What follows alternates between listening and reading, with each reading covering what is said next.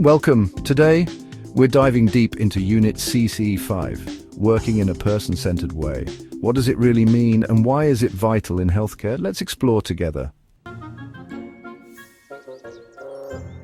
Person-centered values include individuality, independence, privacy, partnership, choice, dignity, respect, and rights. By personalizing care, actively listening, involving individuals in decisions, and respecting their preferences. It respects the individual's uniqueness, enhances their dignity, and leads to better emotional and physical health outcomes. Offering privacy, addressing people respectfully, and supporting independence wherever possible. Relationships offer emotional support, reduce loneliness, and enhance mental well-being. It ensures care is personalized, respects individuality, and improves comfort and satisfaction. People's needs evolve, so care must adapt to ensure continued effectiveness and appropriateness. It respects individuals' wishes, maintains their dignity, and ensures comfort and support during critical life stages. The Mental Capacity Act 2005 and Liberty Protection Safeguards.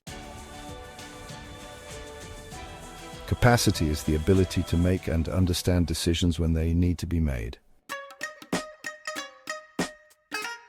This respects autonomy, prevents discrimination, and adheres to legal and ethical standards. Consent is agreement to care or treatment. Factors affecting it include illness, cognitive decline, medication, emotional distress, or communication barriers.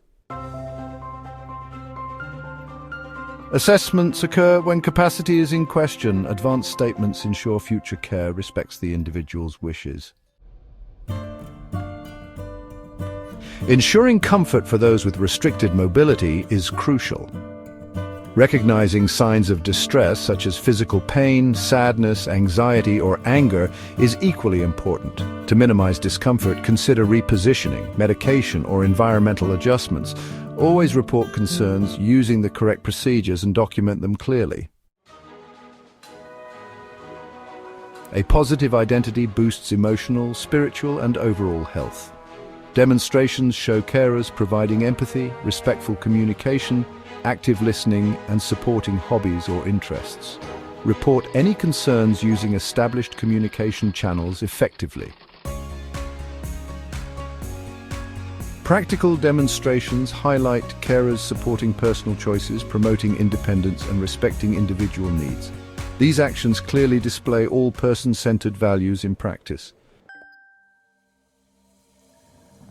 Don't forget to hit the like and subscribe button. To wrap up, we've covered some key points today. Remember, ongoing learning and reflective practice are essential. We encourage you to subscribe and comment with any questions or experiences. And of course, we invite you to learn more and apply person-centered principles daily.